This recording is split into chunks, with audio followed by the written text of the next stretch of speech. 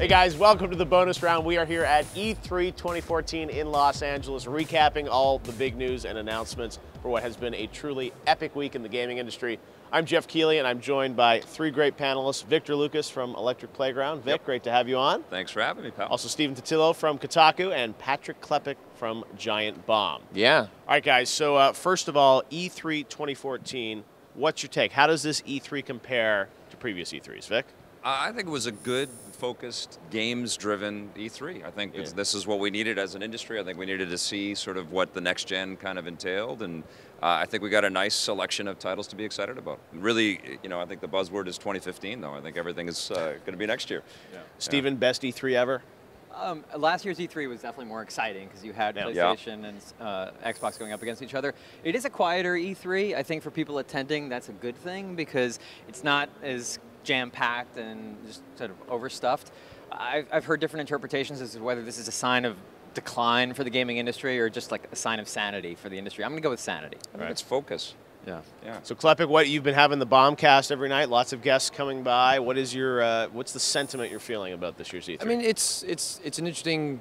Even though we made the transition to new consoles, it still feels like we're transitioning to new consoles, and you have companies like EA that are still putting out games on previous platforms, and then you even have Microsoft putting out Forza Horizon 2 on a previous platform. Their main team's not doing it, but they're bringing in port houses to work on that stuff. So it's interesting to see how all the different stakeholders are managing that transition, and at what point do we actually move over there? Because I think that's a big signal that there's money to be made exclusively on these new platforms, and it doesn't seem like we're quite there yet.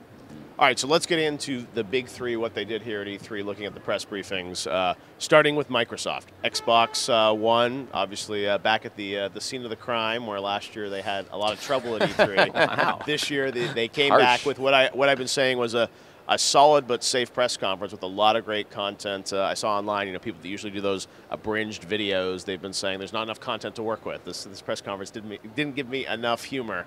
What was your take on how Microsoft did this year? Obviously better than last year. Did they do what they needed to do at E3? Yeah, I think they hit the Halo notes. I think people were disappointed that they're not going to get Halo 5 this year, but it was great to see an executive in jeans and a T-shirt, at the forefront. It was awesome to see Ken Lobb up on stage, who's an industry legend, and representing weird games like Phantom Dust and lots of indie love, obviously responding to all the indie love that PlayStation gave last year.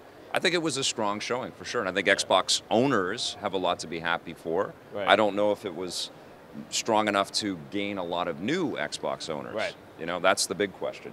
I think Microsoft's talking point is that 2014, they actually have games for this year. And that Sony and Nintendo don't really have as many games. And it is true. They have a list of more games, whether it's Sunset Overdrive or Fantasia or, the list, Forza, the list isn't super long, but there is more there because there's so little on the others, and that's cool. Let's not go with revisionist history, though. Last year's E3, they did actually have a gaming-centric press conference. The thing is, they just couldn't get out of the shadow of their much rougher reveal that they had. Well, I think the price point was the big sort of bomb that dropped last year at E3. But you're right, when you look at the press conference last year, they had a lot of big game reveals, a lot of big news in that show. Yeah, and indies. Last year, it seemed like Sony was so ahead of them on indies, the whole We Love Indies thing. But Microsoft, even in the press conference, showing the new game from the creators of Limbo, I think it's called Inside. That looked really good. And then when you go into their booth, they have a ton of cool-looking indies. They have a lot of playable stuff at Microsoft. There's a lot of games from them. So I think if you have an Xbox One, you have a ton to play, and that's what you want. So that's great. Yeah, and it's curious to see how that stuff plays out in the future. Sony still has the mind share with indies, though. Like, Microsoft has made a lot of progress. You talk to independent developers, they're like, oh, Chris Charlotte's great, but. And then there's always, there's launch parity. There are other things that Microsoft still hasn't really addressed. And, you can throw all the money around in the world, but that's not going to solve sort of the general culture of independent gaming if they don't necessarily trust the company that they're working with. I think they made a lot of progress, but, this felt like a very safe, hey, we didn't screw it up, here's some cool stuff coming. But, on the flip side, Sony, slipped a little into talking about powers and things like that that I think showed a little bit of the old Sony in a year where they were certainly ahead.